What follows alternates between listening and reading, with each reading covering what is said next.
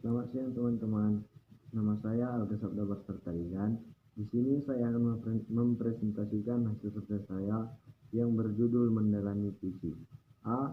Mengidentifikasi komponen penting dalam puisi.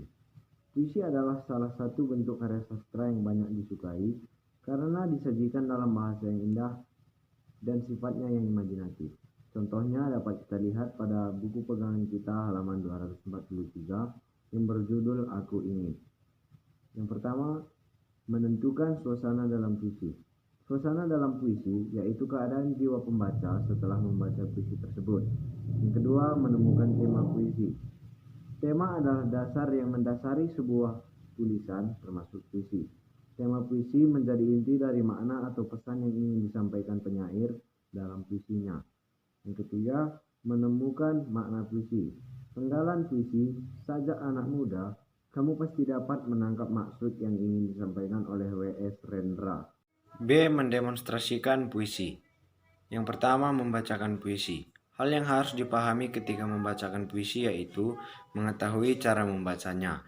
1. Rima dan irama. Artinya adalah membaca puisi tidak terlalu cepat ataupun terlalu lambat. 2. Artikulasi atau penjelasan suara. Artinya suara kita dalam membaca puisi harus jelas. 3. Ekspresi mimik wajah. Artinya ekspresi wajah harus bisa disesuaikan dengan puisi.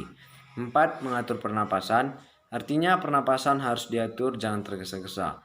5. Sikap di panggung harus tenang, tidak gugup dan berwibawa. 6. Hal lain yang diperhatikan ketika membaca puisi. A. Vokal. Suara yang dihasilkan harus benar. Contohnya A, I, U, E, O. B. Ekspresi. Pengungkapan maksud, gagasan, dan perasaan harus benar.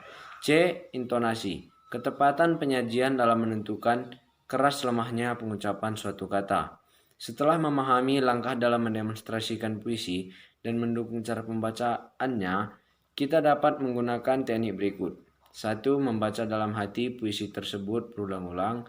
2. Memberikan ciri pada bagian tertentu. 3. Memahami suasana, tema, dan makna puisinya.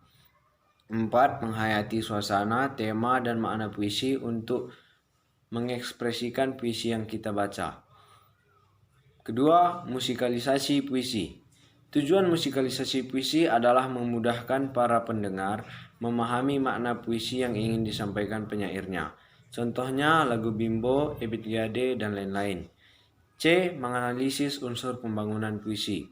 Menganalisis diksi dalam puisi. Dalam menulis puisi, penyair harus dengan cermat memilih kata-kata agar dapat mewakili makna yang hendak disampaikan serta dapat menimbulkan efek estetis yang diinginkan. Kata-kata yang dipilih penyair berdasarkan pertimbangan dari aspek makna, efek pengucapannya, serta dapat mewakili pikiran dan suasana dari penyair. 1. Makna kias atau konotatif. 2. Lambang atau simbol. 3. Persamaan bunyi atau rima. Yang kedua, menjelaskan imaji dalam puisi. Pengimajian adalah kata atau susunan yang dapat mengungkapkan pengalaman sensoris seperti penglihatan, pendengaran, dan perasaan.